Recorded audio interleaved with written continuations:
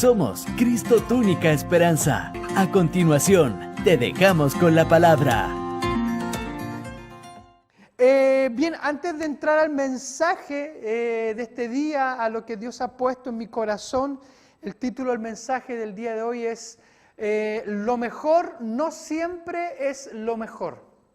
Ese es el título del mensaje de hoy. Lo mejor no siempre es lo mejor. Así que es una palabra que Dios me ha dado en estos días y quiero compartirla, pero antes quiero que podamos ir a un testimonio.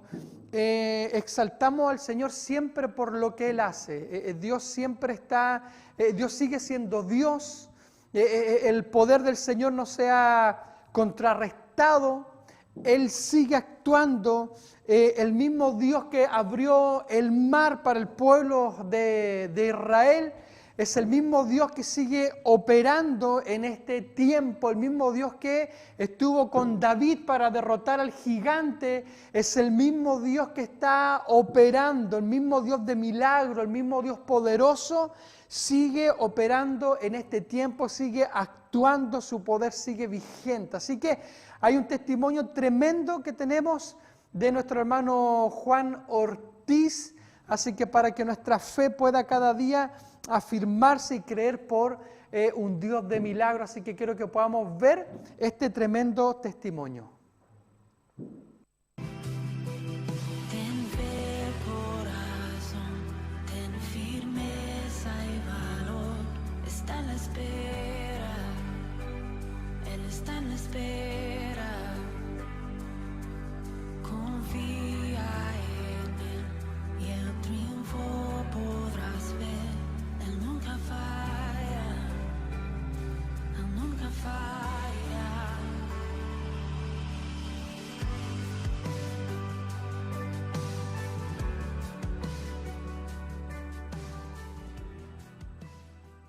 Hola hermanos, mis pastores, mi nombre es Juan Carlos Ortiz Vidal y hoy quisiera compartir en cierta manera todo lo que yo viví por esta enfermedad que se llama COVID. Yo en un momento dado, hace unas par de semanas atrás, me empecé a sentir mal, me hice el examen y me salió positivo, de lo cual me mandaron a una casa como de reposo, una cosa así, pero en la noche empecé a empeorar y llegué al hospital.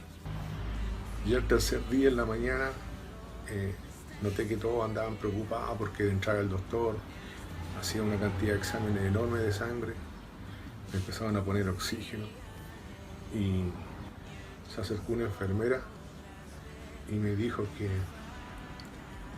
estábamos mal, que no estaba respondiendo el oxígeno a mis pulmones y que lo más probable tenían que pasarme a la UTI. Entonces, como pude, me pusieron boca abajo y me colocaron oxígeno. Y empezó un proceso de inyección y una pila de cosas. Y en ese momento, obviamente, yo clamé a Dios. Clamé a Dios. Fue algo pero maravilloso.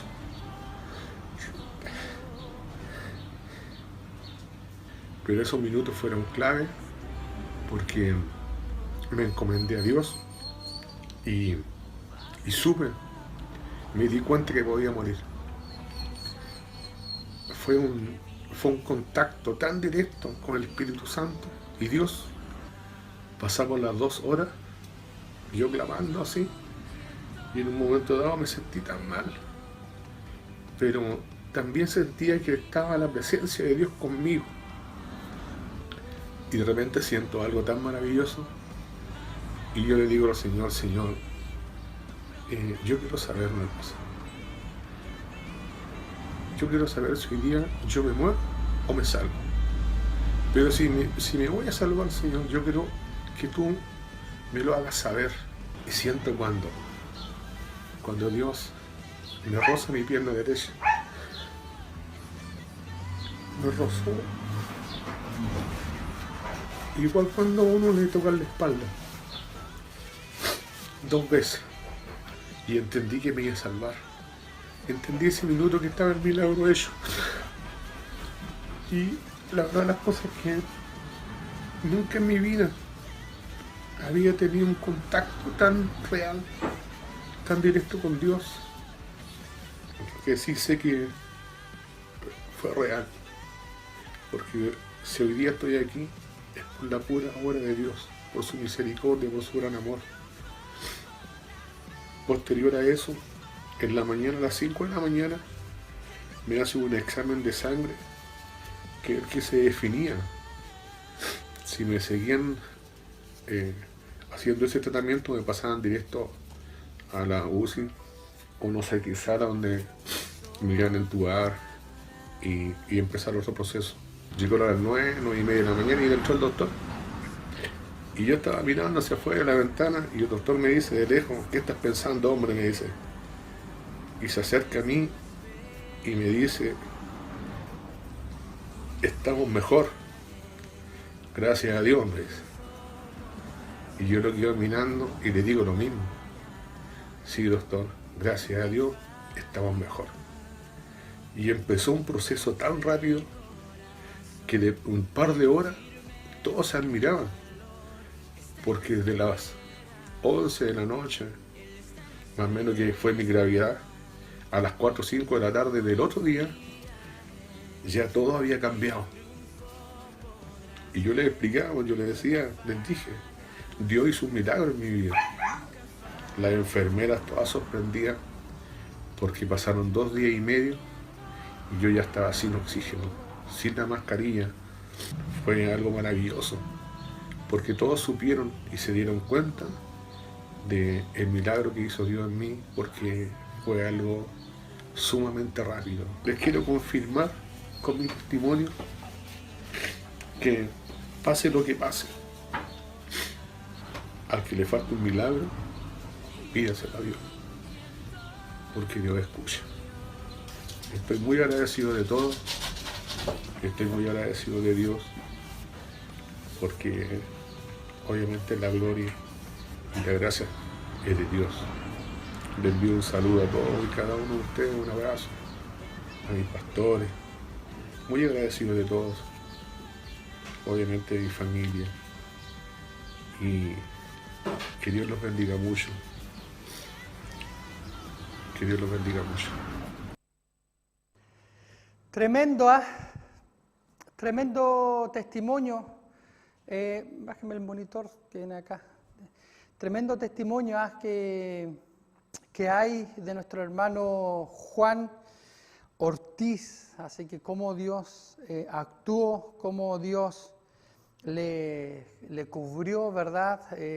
Cuando él pensaba que la muerte estaba ahí, pero cómo confió en el Señor, clamó al Señor y Dios respondió con un milagro. Dios sigue siendo fiel, Dios sigue siendo bueno, así que gracias también a mis hermanos, todos los que estuvieron orando, estuvimos comunicando a la iglesia y muchos hermanos que estuvieron orando, así que gracias por todos los que estuvieron orando, gracias por los hermanos que estuvieron ahí siempre pendiente también de Christopher, de Susan, de su papá, así que Dios les bendiga mucho. La Biblia dice que aunque andemos en valle de sombra o de muerte, aunque andemos en valle de sombra o de muerte, no temerá mi corazón, ¿verdad? Tu vara y tu callado me infundirán aliento. Amén. Bien, vamos a compartir el mensaje el día de hoy. No sé, Javier, no sé si tienes los monitores, siento que está todo abajo. Perfecto. También lo de la transmisión, el monitor de allá también está abajo. Perfecto. Gracias. Bien, aquí parece que algo se me provoca a mí. El problema soy yo, no son ustedes. El problema soy yo. Bien, quiero compartir el mensaje, la palabra del Señor en este día, algunos minutos. Luego vamos a celebrar la cena del Señor. Así que quiero compartir con ustedes este mensaje del día de hoy. Quiero que podamos leer en Primera de Crónicas capítulo 13, verso 5 en adelante. Primera de Crónicas capítulo 13, verso 5 en adelante. Amén. Para que los que tienen ahí en su casa la Biblia y los que no, bueno, ahí en pantalla también pueden leer la Escritura en el día de hoy. Dice así la palabra del Señor: entonces David reunió a todo Israel, desde Sior de Egipto hasta la entrada de Hamat, para que trajesen el arca de Dios de Kiriat Jearim. Y subió David con todo Israel a Baalá de Kiriat Jearim, que está en Judá, para pasar de allí el arca de Jehová Dios, que mora entre los querubines, sobre el cual su nombre es invocado. Y llevaron el arca de Dios de la casa de Abinadab en un carro nuevo. Ponga atención. Y llevaron el arca de Dios de la casa de Abinadab en un carro nuevo.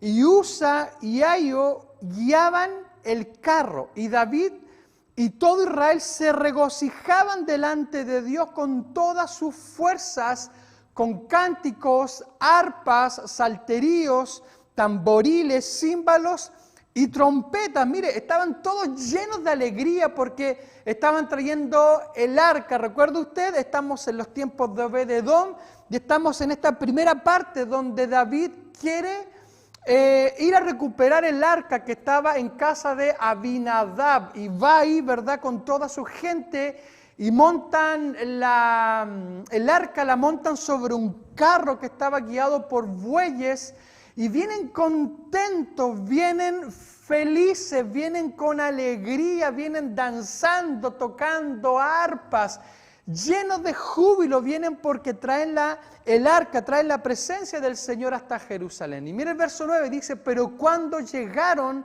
a la era de Kidón, Usa extendió su mano al arca para sostenerla, porque los bueyes tropezaban. Y el furor de Jehová se encendió contra Usa y lo hirió porque había extendido su mano al arca y murió allí delante de Dios. Y David tuvo pesar porque Jehová había quebrantado a Usa, por lo que llamó a aquel lugar Pérez Usa hasta hoy. Y David temió a Dios, y David temió a Dios aquel día y dijo: ¿cómo he de traer a mi casa el arca de Dios? Y no trajo David el arca a su casa en la ciudad de David, sino que la llevó a casa de Obed-Edom. Ahí donde entra Obed-Edom, ¿verdad?, en la historia.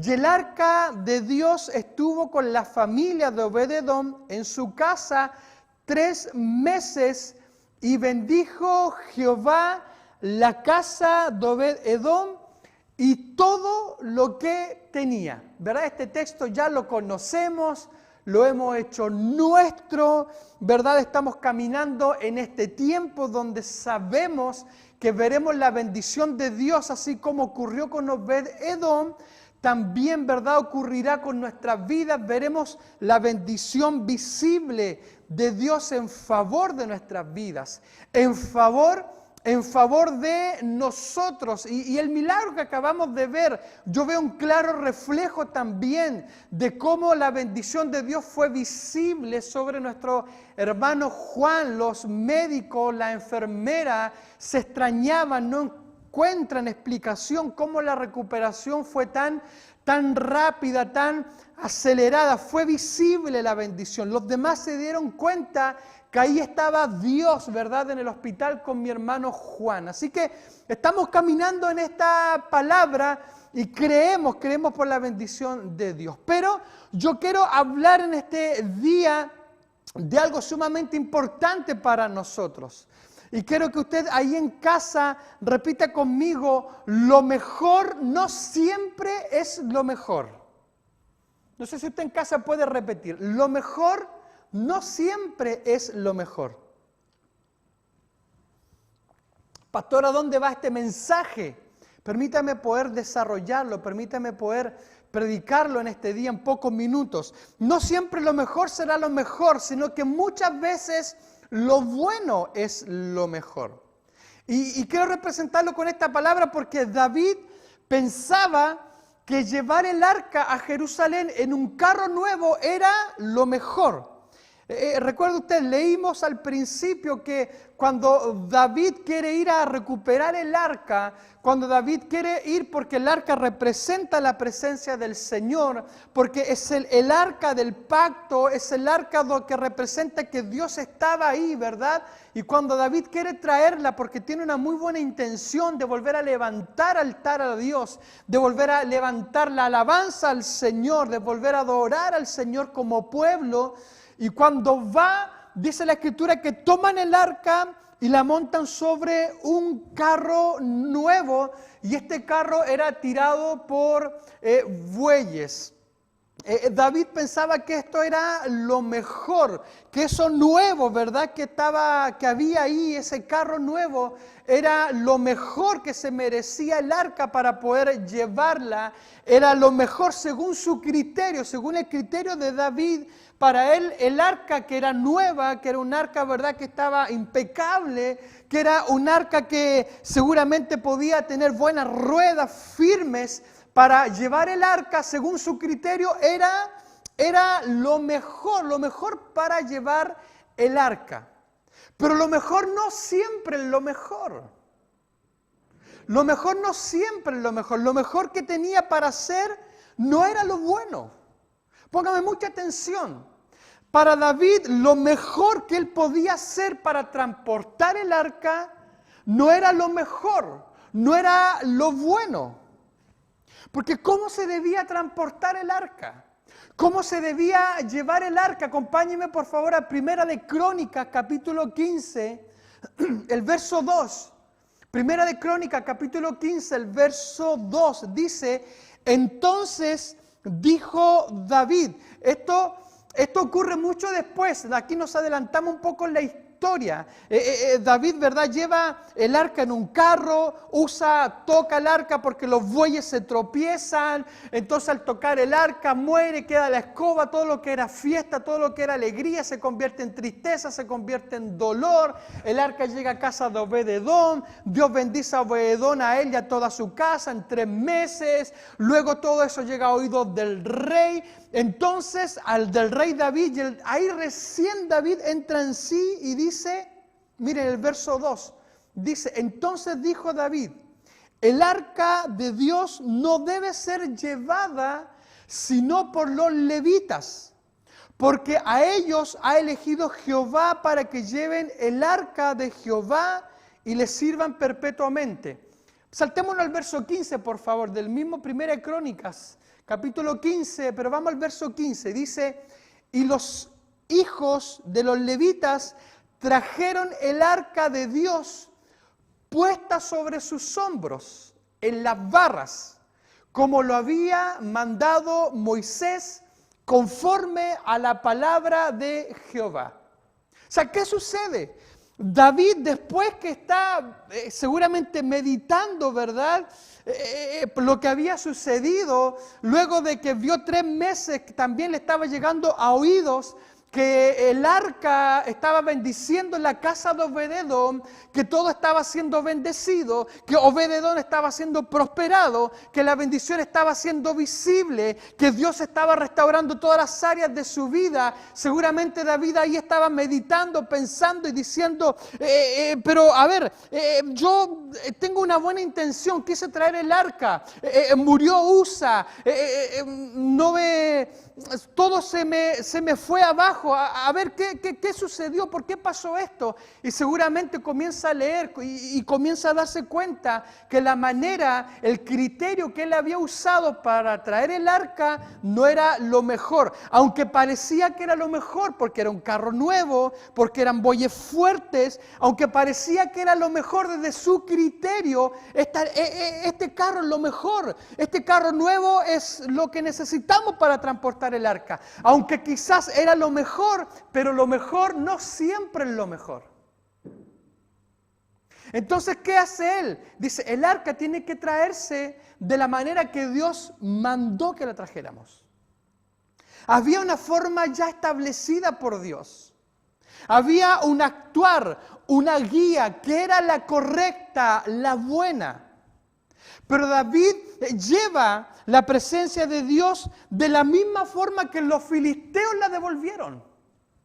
Ah, pastor, ¿de dónde sacó David ese carro? Ese carro venía de territorio enemigo, ese carro venía de los filisteos cuando ellos deciden devolver el arca. No tengo tiempo para toda la historia, pero antes que el arca estuviera en casa de Abinadab y obviamente mucho tiempo antes que estuviera en casa de Obed-Edom, el arca estuvo en territorio filisteo porque en una batalla que se había desatado, los filisteos capturan el arca, la tienen en su territorio. Filisteos eran los enemigos naturales del pueblo de Dios, gente pagana, gente que adoraba a otros dioses, gente que rendía su corazón, su culto a otros dioses. Y ellos en una batalla capturan el arca porque sabían que ahí había poder. Ellos sabían que desde ahí pensaban malamente, ¿verdad? A través de simplemente un arca, pero ellos capturan esa arca y la tienen en su territorio. Entonces en un momento deciden devolverla porque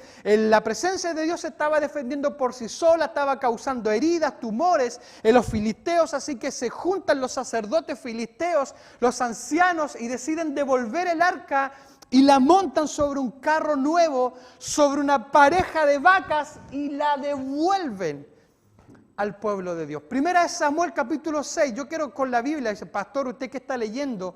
¿Qué está hablando? Yo sé que en la casa hay mucha gente bíblica, algunos que tienen formación teológica, entonces quiero hacerlo a través de la palabra del Señor. Primera de Samuel capítulo 6, mire, verso 1 y 2 dice, estuvo el arca de Jehová en la tierra de los filisteos 7 meses. Entonces los filisteos, llamando a los sacerdotes adivinos, preguntaron, ¿qué haremos del arca con el arca de Jehová? Hacednos saber de qué manera la hemos de volver a enviar a su lugar. Saltémoslo al verso 7. La respuesta de los sacerdotes filisteos dice, haced pues ahora un carro nuevo, y tomad luego 2 vacas que críen, a las cuales no haya sido puesto yugo, y uncid las vacas al carro, y haced volver sus becerros detrás de ellas a casa. Tomaréis luego el arca de Jehová y la pondréis sobre el carro, y las joyas de oro que habéis de pagar la ofrenda por la culpa, las pondréis en una caja al lado de ella y la dejaréis que se vaya. Entonces David no hace lo correcto. David, que piensa que estaba haciendo lo mejor, no era lo mejor, porque estaba usando el mismo criterio o estaba usando la misma mentalidad, el mismo pensamiento o el mismo corazón para hacer algo con la presencia del Señor que habían hecho los filisteos. David no hace lo correcto, lo bueno, sino que lo que él cree que es lo mejor, actuando de la misma forma que los filisteos, que aquellos que eran enemigos de Dios, que aquellos que no le interesaba a Dios y confiaban en otras fuerzas. Él imita, él hace lo mismo que los filisteos. Él hace lo mismo que la gente del mundo. ¿Y cuántas veces nosotros actuamos igual que el mundo? El mismo actuar, el mismo criterio, el mismo pensar, el mismo modo operandis. La misma forma que usa el mundo para alcanzar cosas, la usamos nosotros, el mismo engaño, las mismas cosas truchas, perdónenme la expresión, para alcanzar una posición, la misma manera de pensar que piensa el mundo. Hoy día, sobre todo, cómo se está estableciendo una ideología tan fuerte sobre una sociedad y nosotros entramos en ese mismo actuar, creyendo que es lo mejor, pero déjame decirte que lo mejor no siempre es lo mejor. Las mismas cosas incorrectas que ellos hacen, también nosotros las hacemos. Las mismas cosas incorrectas.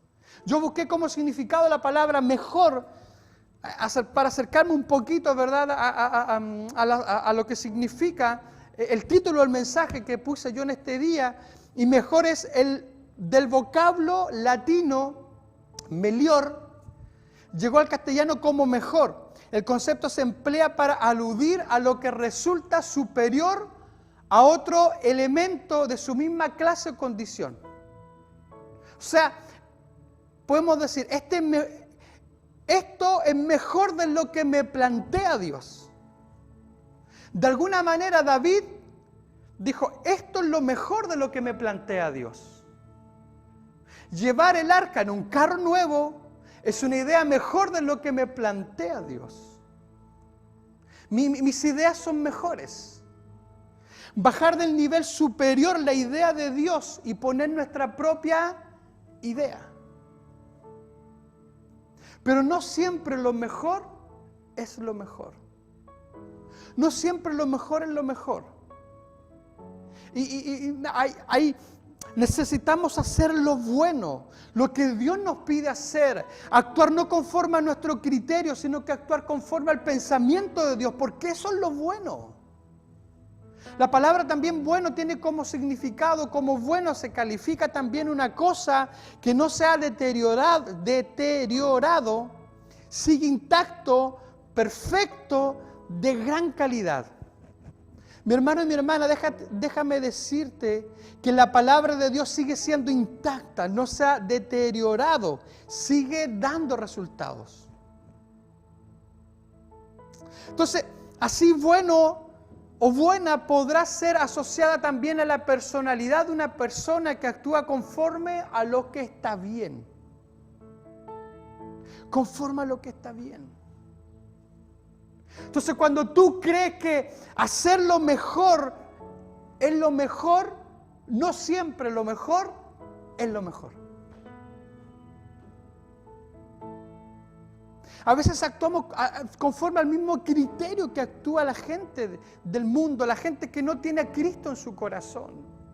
Tenemos el mismo pensamiento, tenemos el mismo actuar, tenemos el mismo modus operandi. Actuamos igual que el compañero de trabajo que no tiene a Cristo en su corazón. Si puede engañar para tener posición, engañamos para tener posición. Es que es lo mejor, es que Dios me dio una palabra que me iba a bendecir, es que Dios me dio una palabra que me iba a prosperar, es que Dios me dio una palabra que se me iban a abrir puertas. Entonces deja que Dios te abra la puerta, actúa en paciencia como hablábamos en la reunión pasada, actúa en fe, actúa en paciencia para que heredes las promesas del Señor, pero no hagas las cosas incorrectas para llegar a esa posición. No vayas tú y abras esa puerta con la llave incorrecta, con la que no es, con lo que tú crees que quizás es mejor para adelantar, para acelerar los tiempos, porque lo mejor no siempre es lo mejor. Y muchas veces esas malas decisiones, ese mal actuar te va a traer consecuencias. Usa murió en medio de la fiesta.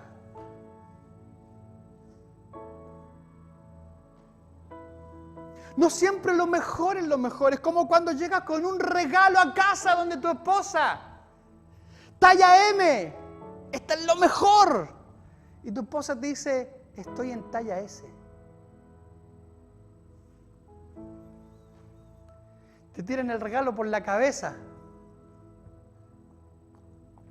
Es lo mejor, voy a llevar este regalo a mi esposa. Talla M. Llegas a la casa y ella te dice, mi amor, estoy en talla S. Toma ese regalo, anda a devolverlo. Cámbialo por papa frita. Cuando hacemos lo bueno y lo recto ante Dios, Él nos prospera. Él nos prospera. Segunda de Crónicas, capítulo 31. Segunda de Crónicas, capítulo 31, el verso 20 y 22. Dice así, de esta manera hizo Ezequías a todo Judá y ejecutó lo bueno, recto y verdadero delante de Jehová su Dios, en todo cuanto emprendió en el servicio de la casa de Dios, de acuerdo con la ley, no de acuerdo con su criterio, de acuerdo con la palabra del Señor, no de acuerdo con lo que él creía, de acuerdo con los principios de la palabra del Señor, buscó a Dios, lo hizo de todo corazón y fue prosperado. Y fue prosperado. ¿Cuándo fue prosperado este rey Ezequías? Después de hacer lo bueno, lo recto ante los ojos de Dios. no lo que según su criterio. ¿Quién era Ezequías? Ezequías asume el reinado de Judá a los 25 años, jovencito, como yo, que hace 2 días cumplí 25. Luego de la muerte de su papá, Acaz. Y Acaz fue un rey muy malo, haciendo cosas abominables ante Dios. Sacando los cultos, sacando los sacerdotes, comenzando a adorar a otros dioses, el papá de Ezequías, y eso hizo que Dios se apartara de Judá, de su pueblo. Porque cuando hacemos lo malo, Dios se aparta. Cuando hacemos lo malo, Dios se aparta. Pero Dios levanta a Ezequías, al hijo de Acaz, como rey, quien ordena todo en el pueblo para que las costumbres de Dios, para que la palabra de Dios, las leyes del Señor comenzaran a cumplirse en el pueblo. Y así Dios pudiera volver a tomar posición del pueblo y comenzaran a ser nuevamente bendecidos, nuevamente prosperados. Dios le da una oportunidad para volver a hacer lo bueno a Ezequías y cambiar todo. Porque Dios siempre nos dará oportunidad para cambiar nuestro actuar, nuestro criterio y hacer las cosas bien. Para hacer lo que sabemos que tenemos que hacer, para salir de lo incorrecto y comenzar a hacer lo correcto. Ezequías hace lo bueno delante de Dios y fue prosperado. Y fue prosperado. El reino estaba destrozado. Vamos a ver si los camarógrafos están atentos. Me quiero sentir en casa como si estuviera con hermanos aquí. Me quiero sentir como si estuviera en casa. Recuerdo cuando ministramos a los hermanos aquí. Ezequías se encuentra con el reinado, estaba la escoba, estaba todo patas para arriba, porque un papá había hecho lo incorrecto, había hecho lo malo. Un papá había actuado según su criterio. Acaz, el papá de Ezequías, había actuado según su criterio, comienzan a adorar otros dioses, comienza a tener el mismo comportamiento, el mismo corazón que tenía la gente que no tenía a Dios en su corazón, comienza a actuar de esa manera. Es como lo que sucede hoy, mucha gente cristiana, pero actuando igual que el mundo, pensando igual que el mundo, pensando de la misma forma, alegando las mismas tonteras, teniendo la misma ideología. Pero Ezequías, cuando recibe el reinado, él dice, no, esto tiene que cambiar, esto tiene que ser diferente, esto tiene que ser distinto, así que voy a comenzar a hacer lo bueno, lo recto delante del Señor. Voy a comenzar a hacer lo que Dios dice que tengo que hacer y actuar de la manera que Dios dice a través de su palabra, que cómo tengo que actuar. Y comienza a ordenar todo, comienza a levantar los altares nuevamente, comienza a poner a los sacerdotes, los levitas, comienzan a adorar al Señor, saca todos los dioses paganos que estaban ahí, que la gente estaba adorando, comienza a cambiar la cultura, comienza a tener un nuevo actuar, y la Biblia dice que Dios lo prosperó.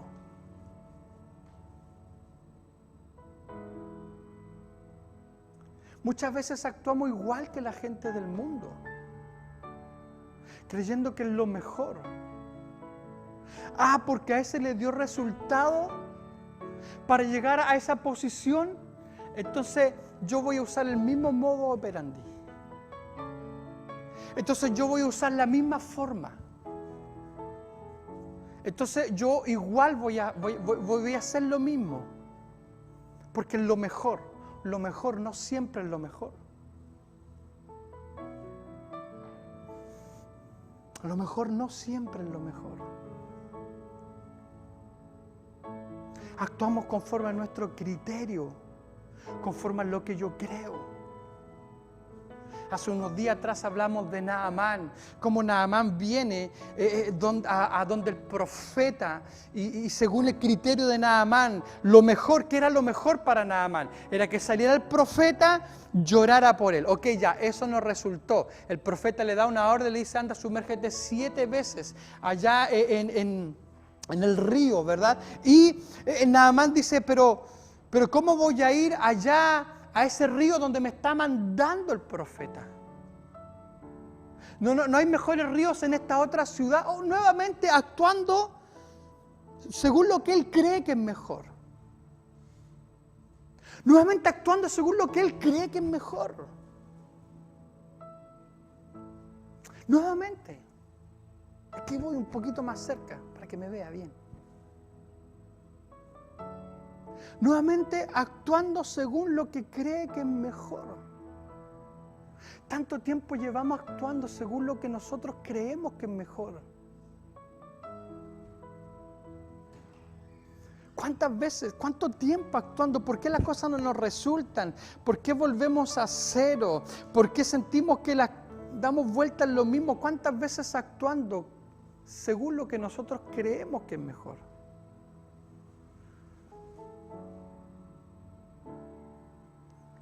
Cuando David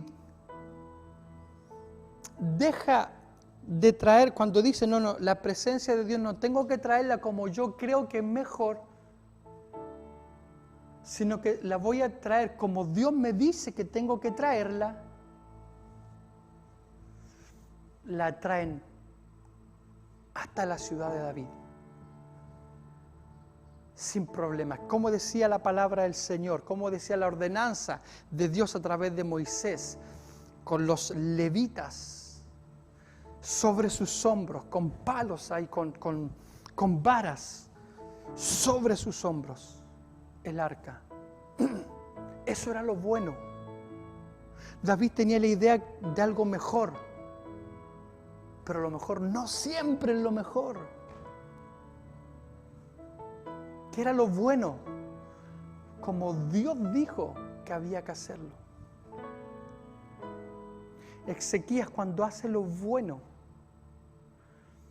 es prosperado. Cuando hace lo bueno, Ezequías, el rey, es prosperado.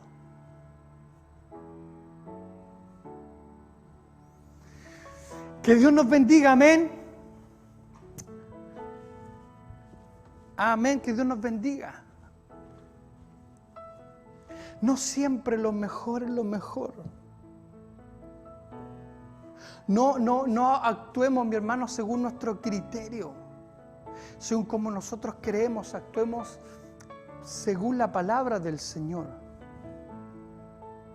Y yo, ¿sabe? Yo pensaba cuando Dios me estaba llevando este mensaje, quizás yo podría enumerar cosas y decir, mire, esto es lo incorrecto, esto no se debe hacer, esto no es lo mejor, no es lo bueno. Y quizás pude yo haber enumerado cuantas cosas y haberlas dicho, pero cada uno sabe lo que sabe que tiene que hacer. Cada uno sabe que está actuando no de forma correcta, que piensa que es lo mejor, pero no es lo mejor. Cada uno sabe lo que tiene que cambiar, el rumbo que tiene que tomar, las nuevas decisiones que tiene que tomar. Cada uno sabe, la gente que te rodea, las decisiones que tienes que tomar conforme a esa gente, el actuar con el cual estás en tu trabajo, en el lugar donde te desenvuelves y que sabes que no está bien, lo que estás obviando, lo que estás haciendo vista gorda, que sabes que no está bien, pero lo tienes porque dices, esto es lo mejor para poder avanzar, esto es lo mejor para poder llegar más lejos, esto es lo mejor para que la cosa se solucione, esto es lo mejor y estás actuando conforme a ese criterio. Cada uno sabe lo que tiene que hacer. Porque lo mejor no siempre es lo mejor. Que Dios nos bendiga. Quiero terminar con esto.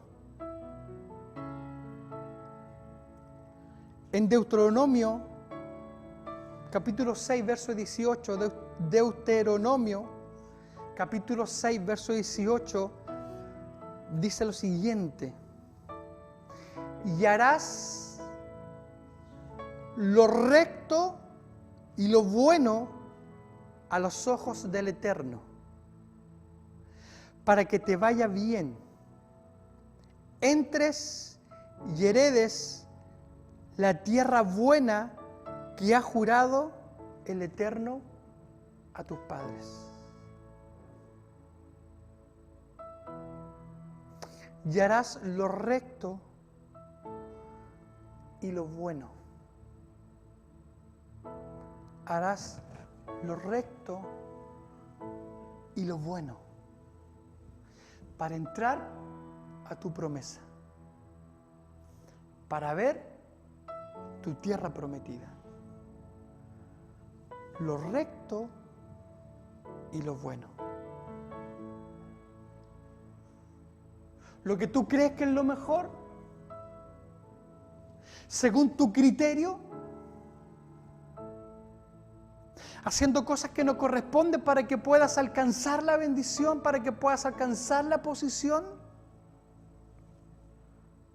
para que se te abra esa puerta, para que se te abra ese negocio, haciendo lo que no corresponde. Harás lo recto y lo bueno a los ojos del Eterno, para que te vaya bien. No tan solo para que te vaya bien, sino que además entres y heredes la tierra buena. Necesitamos, no digo necesitan, necesitamos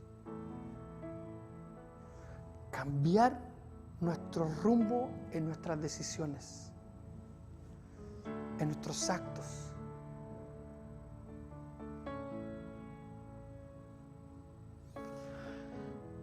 Necesitamos hacer lo bueno, porque lo mejor no siempre es lo mejor. Amén. Y así como Naamán, que Naamán reclama según su criterio y dice, ¿por qué tengo que ir al Jordán? Si en Damasco hay mejores ríos, según mi criterio, esto es lo mejor. Según lo que yo creo, esto es lo mejor. Según su criterio y no según lo que Dios le estaba diciendo hacer, lo bueno, lo recto. Y se enoja y se va. Pero en el camino un criado lo convence para que tome la oportunidad. Cuando usted lee, cuando va enojado, un criado le habla y lo persuade para que vaya y se sumerja donde Dios le estaba diciendo, o quisiera lo que Dios le estaba diciendo que tenía que hacer, que era lo bueno. No lo que él creía lo mejor, sino lo bueno. Porque siempre Dios te dará la oportunidad para que cambies tu criterio y actúes bajo el criterio de Dios y no bajo el tuyo. Dios usa ahí al criado, lo persuade. Dios siempre te va a dar la oportunidad para que cambies tu criterio, tu modus operandi, tu forma de actuar, de pensar, y actúes bajo el criterio de Dios, que es lo bueno que tú y yo tenemos que hacer. Señor, quiero orar. Quiero orar, Señor, y que esta palabra quede grabada en nuestro corazón. Vamos a celebrar Santa Cena. Vamos a celebrar lo que Cristo hizo por nuestras vidas. Lo que Cristo hizo por nuestras vidas. Hubo un momento donde Jesús está orando y está de alguna forma afligido por lo que venía. Está en los momentos antes de ir a la cruz, donde la Biblia dice que su transpiración se convierte en sangre. Y está como hombre seguramente aterrado por lo que viene. y le planté a Dios algo mejor. Mire qué tremendo.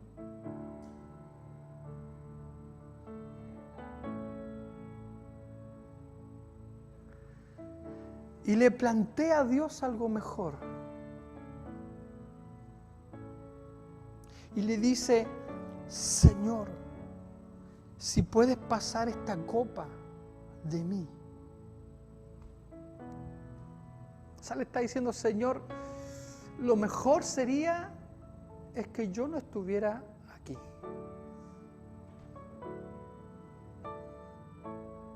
Pero luego entra en sí y dice, no, lo mejor no siempre es lo mejor. Tengo que hacer lo bueno. Y lo bueno es ir a la cruz para que una humanidad tenga perdón de pecados, sea justificada, tenga salvación y tenga libre acceso al trono de la gracia. Jesús es el ejemplo de excelencia. Por excelencia es el ejemplo de que lo mejor no siempre es lo mejor. Él pudo haber actuado conforme a su criterio. Él pudo haber dicho, lo mejor es que yo no esté acá, que yo no esté padeciendo esto, que yo no vaya a la cruz, es lo mejor. Pero Él recapacita y dice, no, lo mejor no siempre es lo mejor. Tengo que hacer lo bueno, lo que el Padre me ordenó, lo que mi Padre me dijo que tenía que hacer, lo correcto. Así que voy a la cruz. Qué tremendo. Y vamos a recordar ese sacrificio. Yo sé que ahí en casa usted preparó su cena, también preparó su vino, su pan.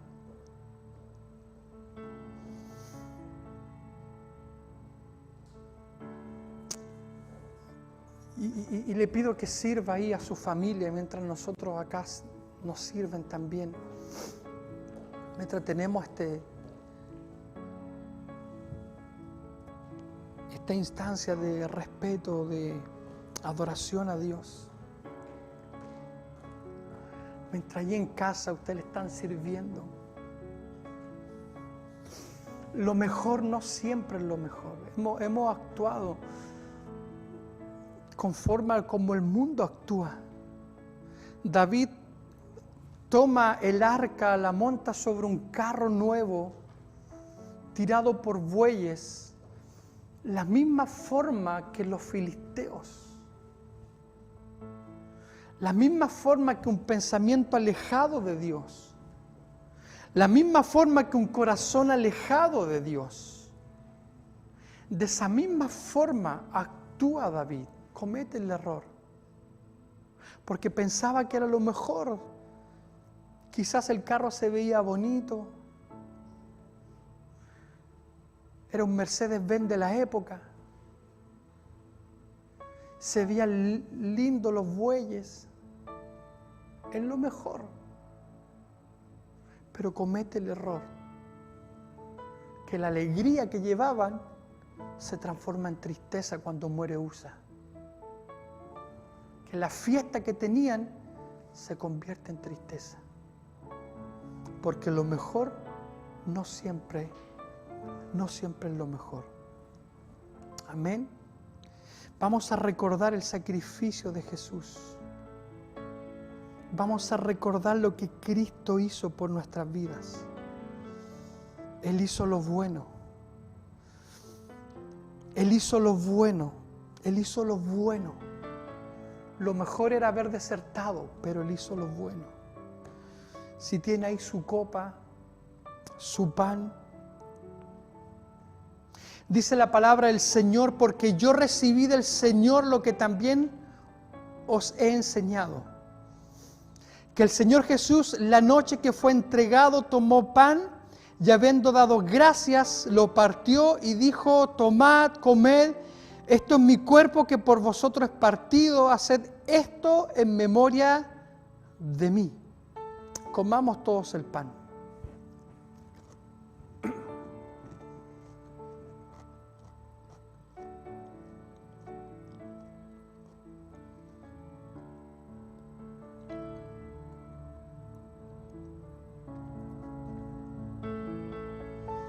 Asimismo, tomó también la copa después de haber cenado, diciendo: esta copa es el nuevo pacto en mi sangre. Haced esto todas las veces que la bebiereis en memoria de mí. Así pues, todas las veces que coman este pan y beban esta copa, la muerte del Señor anuncian hasta que Él venga. Bebamos todos la copa.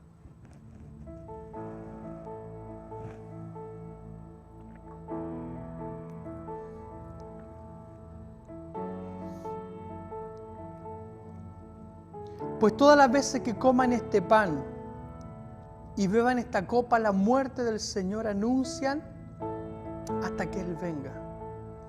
Dice la palabra de Dios que después que Cristo y sus discípulos comieron y bebieron el pan y el vino, celebrando así la primera cena del Señor, cantaron un himno antes de retirarse.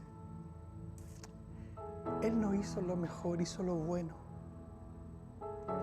Pudo haber desertado allí en ese momento de oración. Lo mejor en ese momento se le atravesó por su mente a Jesús. Lo mejor era dejar esto. Señor, si puedo pasar esta copa de mí. Pero recapacita y dice, lo mejor no siempre es lo mejor. Y hace lo bueno.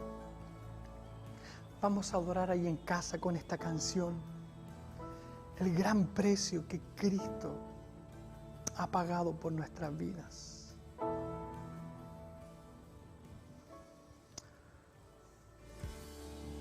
Hoy te siento, Señor,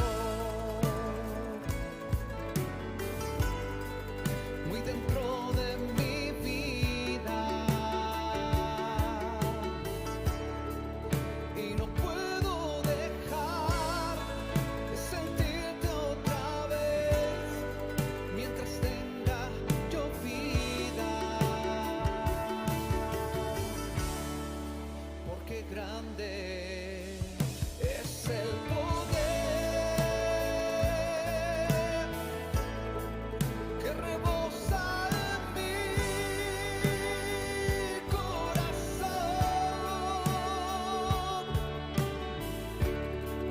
y con él me haces ver que no vuelva a caer. Tú me cuidas, Señor.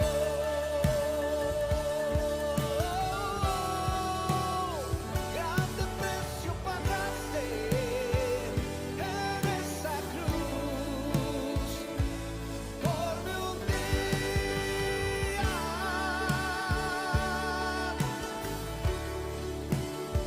Con tu sangre lavaste, con tus llagas curaste mis heridas. Vamos, levanta tu voz y dilo. ¿Cómo he de pensar en quererte soltar si tú me guías?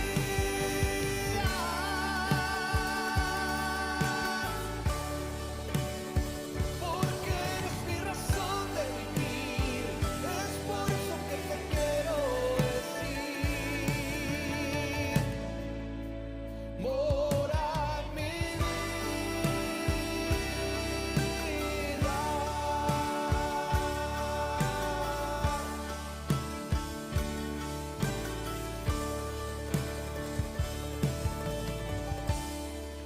Reconozco, Señor, que tu amor garantiza paz y seguridad que no podía hallar, pues no te conocía. Y a mi encuentro llegaste tú.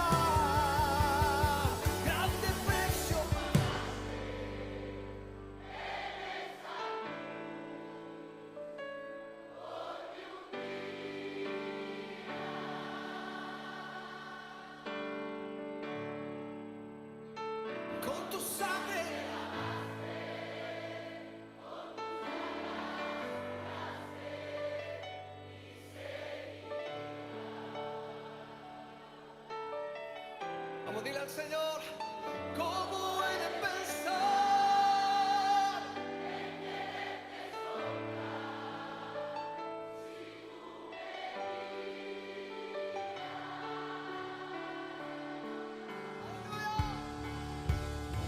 Porque eres mi razón de vivir, es por eso que te quiero decir. Mora mi vida.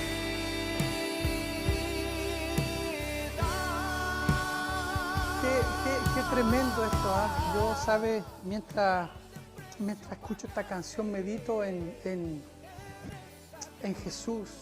Cómo Él pudo, cuando se le atraviesa en su mente, cuando está orando, cuando está momentos antes de ir a la cruz, Él se le pone en la mente algo mejor. Él dice, quizás lo mejor es pasar esta copa.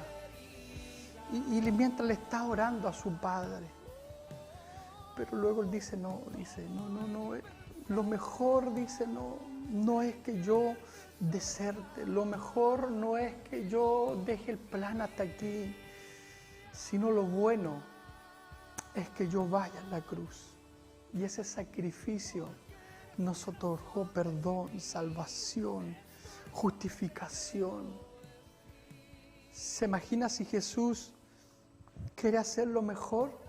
Lo que a Él se le pone en la mente como algo mejor. Quizás no estaríamos aquí. Perdónenme si estoy rompiendo una barrera teológica a lo mejor con eso. Pero quizás no estaríamos aquí. Pero Él hizo lo bueno. Él hizo lo bueno. Yo te animo, mi hermano, a hacer lo bueno delante de Dios.